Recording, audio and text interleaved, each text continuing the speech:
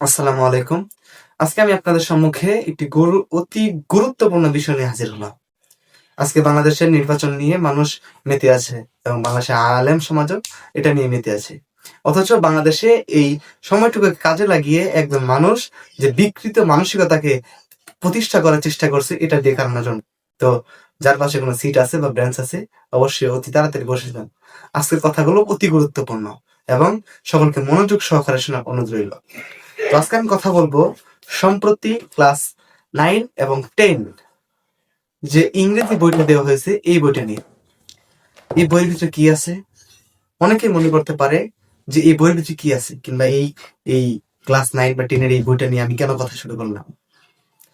তো যদি আপনি এই বইটাকে খোলেন, এই বইয়ের প্রথম অধ্যায় যদি আপনি খুলেন, এখানে একটি চিত্র আনা হয়েছে এবং এটার টাইটেল দেওয়া হয়েছে ইউনিট 1 সেন্স অফ সেলফ।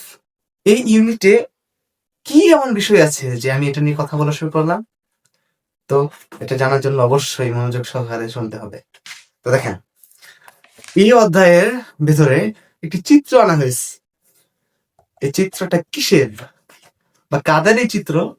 এই রংধনুর মতো চিত্রটা কাদের? আমি যখন এটা নিয়ে একটু ঘাটাঘাটি শুরু করলাম, তখন আমার রিসার্চের মাধ্যমে উঠে এলো এক বিস্ময়কর ঘটনা। আসলে এই চিত্রটা হলো যারা সমকামিতা করে বা বিকৃত মানসিকতাকে লালন করে, এই চিত্রটা তাদের। এবং শুধু এতটুকুই নয়, এই চিত্রের নিচে দেওয়া হয়েছে সোর্স অফ ইন্টারনেট। দেখেন কতটা সূক্ষ্মভাবে তারা গুটি চালাচ্ছে। এখানে দেওয়া হয়েছে সোর্স অফ ইন্টারনেট, অর্থাৎ এই চিত্রটা ইন্টারনেট থেকে নেওয়া হয়েছে, অর্থাৎ এই চিত্রটাকে ইন্টারনেট থেকে ডাউনলোড করা হয়েছে। এখন আমরা ভাবতে পারি যে ইন্টারনেটে সার্চ দিয়ে দিয়েছে এবং অমনি দিয়ে দিয়েছে, কিন্তু না, এটা অমনি আসেনি। আমি যখন এটা নিয়ে একটু ঘাটাঘাটি করলাম, তখন আরো বিস্ময়কর ঘটনা চলে এলো। এই চিত্রটা, এখানে যে চিত্রটা আনা হয়েছে, এই চিত্রটা সর্বপ্রথম 2020 সালে রিকভারি ইন দ্য বিন নামক একটি ব্লগ সাইট আছে, এই সাইটের ভিতরে সর্বপ্রথম এই চিত্রটাকে আপলোড করা হয় বা প্রকাশ করা হয়। এখন আপনাদের প্রশ্ন জাগতে পারে, রিকভারি ইন দ্য বিন এই সাইটটি কিসের বা এটি কি সাইট, এটি কি কাজে আসে? এই সাইটটা হলো যারা বিকৃত মানসিকতা লালন করে বা সমকামিতাকে প্রমোট করে বা সমকামিতার সাথে জড়িত, এটা হলো তাদের সাইট। যারা কিনা সমকামিতাকে পৃথিবীতে এস্টাবলিশ করার জন্য, সমকামিতাকে প্রতিষ্ঠা করার জন্য সংগ্রাম চালিয়ে যায়, এটা তাদের সাইট, রিকভারি ইন দ্য বিন। আর এই চ্যানেলে 2020 সালের সর্বপ্রথম এই চিত্রটা আপলোড করা। আর আশ্চর্য এবং পরিত্রাণের বিষয় হচ্ছে, এই গল্পের যে নাম সেন্স অফ সেলফ বা আত্ম অনুভূতি, এই সেম শিরোনামে এই রিকভারি ইন দ্য বিন এই সাইটে একটি পূর্ণাঙ্গ গল্পকে উপস্থাপন করা হয়। এবার আসেন গল্পের প্রারম্ভিক অংশে। এখানে বলা আছে, after we have studies this unit we will be able to understand our position as human. এখানে বলার চেষ্টা করা হচ্ছে, এই বইটা আমরা তোমাদের দিলাম, এই বইটা যদি তুমি পড়ো বা এই অধ্যায়টা যদি তুমি পড়ো, তাহলে তুমি জানতে পারবে, তুমি বুঝতে পারবে, তুমি জানতে সক্ষম হবে যে মানুষ হিসেবে তোমার অবস্থান কোথায়। তুমি এই বইটা পড়লে তোমার পজিশন কোন দিকে, তোমার অবস্থান কোন দিকে, এটা তুমি জানতে পারবে। একটা 15-16 বছরের বাচ্চা, ছেলে বা মেয়ে, সে জানে না সে কি। সেই 15-16 বছর বয়সে সে তার নিজেকে শনাক্ত করতে পারেনি, তার অবস্থান, তার পজিশন শনাক্ত করতে পারেনি, সে ছেলে না মেয়ে সে এটা শনাক্ত করতে পারেনি। যদি সে এই বইটা পড়ে, যদি এই অধ্যায়টা পড়ে, যদি এই গল্পগুলো পড়ে, তাহলে নাকি সে জানতে পারবে যে সে ছেলে না মেয়ে বা সেই মানুষ হিসেবে তার অবস্থা কোন দিকে। তো মাথায় ঢুকছে কিছু? একটা নেগেটিভ তো আর সরাসরি পুশ করা যায় না, একটা নেগেটিভ তো সরাসরি চাওয়া যায় না, সরাসরি তো বাংলাদেশে সমকামিতার বৈধতা চাওয়া যায় না। তাই একটি সমকামিতার প্রাথমিক পর্যায় হিসেবে তারা এই অবস্থানটাকে বেছে নিয়েছে এবং তারা ধীরে ধীরে সুকৌশলে নেগেটিভ পুশ করা শুরু করে দিয়েছে যে একটা 15-16 বছরের বাচ্চা, সে জানে না সে মানুষ হিসেবে তার অবস্থান কোন দিকে। নতুন ভাবে তার পরিচয় এই গল্পের মাধ্যমে জানতে হবে। কিন্তু এই বইয়ের দ্বিতীয় একটা লেসন আছে, লেসন নাম্বার 2। এখানে একটি গল্প আনা হয়েছে, গল্পটার নাম হচ্ছে গার্ল। এই গল্পটা যিনি লিখেছেন তেনার নাম হলো জ্যামাইকা কিনকেইড। জ্যামাইকা কিনকেইড কে? এই জ্যামাইকা কিনকেইড হলো এলজিবিটির পুরো বিশ্বে এলজিবিটির বা সমকামিতাকে ইস্টাবলিশ করার জন্য পুরো বিশ্বে সমাদৃত।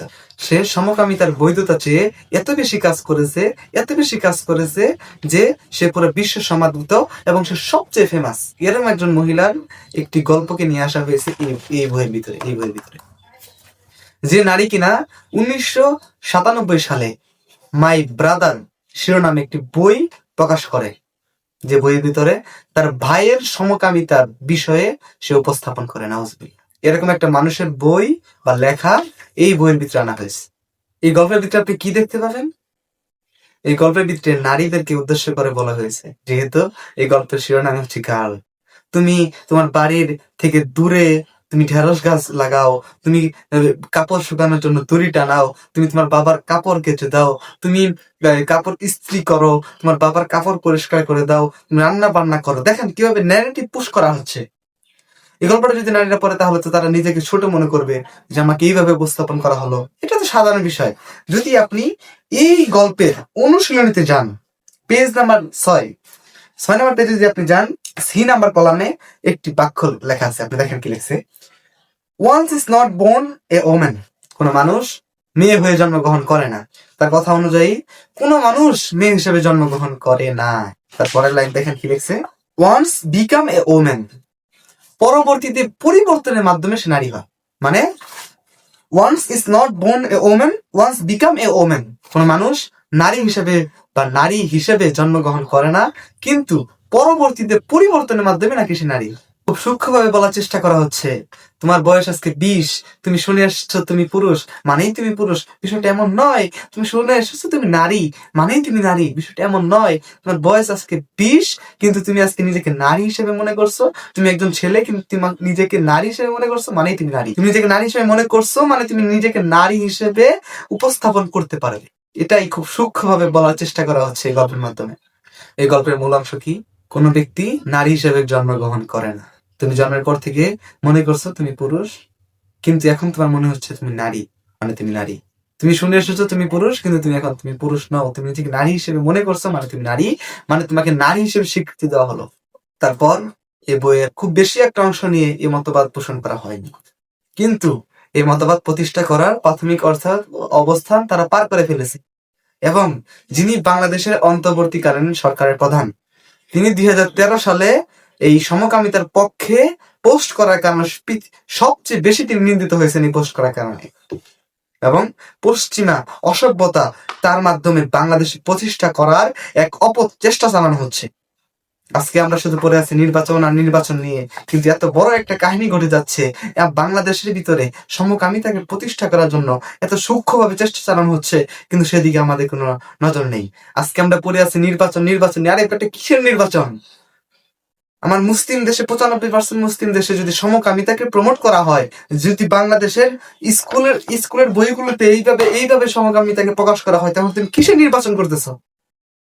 আমাদের বইয়ের ভিতরে সমকামিতা প্রমোট করা হচ্ছে। আজকে বাংলাদেশে আলেম ওলামা সমাজ কিচ্ছু বলছে না, তারা হাত গুটিয়ে বসে আছে। এখন অ্যাজ এ স্টুডেন্ট হিসেবে আমার ইচ্ছা হলো, আমার দাবি হলো এই বইটাকে অতি তাড়াতাড়ি বয়কট করা হোক এবং যত দ্রুত সম্ভব এই বইটাকে পরিবর্তন করে আবার নতুন করে লেখা হোক। এখন আপনাদের দায়িত্ব, এখন আপনারা কি করবেন ভেবে দেখেন। একটা কথা মনে রাখেন, যদি আপনারা আজকে এই বিষয়টাকে রুখতে না পারেন, আগামী 5 বছর পর বাংলাদেশের সবচেয়ে বিপজ্জনক বিষয় হবে সমকামিতা। বাংলাদেশের সবচেয়ে ভয়ঙ্কর বিষয় হবে সমকামিতা। আমরা কিছু বছর আগে দেখেছি এই ক্লাস 6 এর বইয়ের ভিতরে দেওয়া হয়েছিল বানর থেকে মানুষ হয়েছে, আবার ক্লাস 7 এর বই থেকে দেওয়া হয়েছিল শরীফ থেকে শরীফা, সেখানেও সমকামিতা। আজকে আবার 9 এর বইয়ের ভিতরে সমকামিতা। তো বাংলাদেশের মানুষের কাছে আমার একটাই আবেদন, আপনাদের ছেলে মেয়েদেরকে এই শিক্ষা দেওয়া হচ্ছে, এখন আপনারা কি করবেন এটা আপনাদের বিষয়।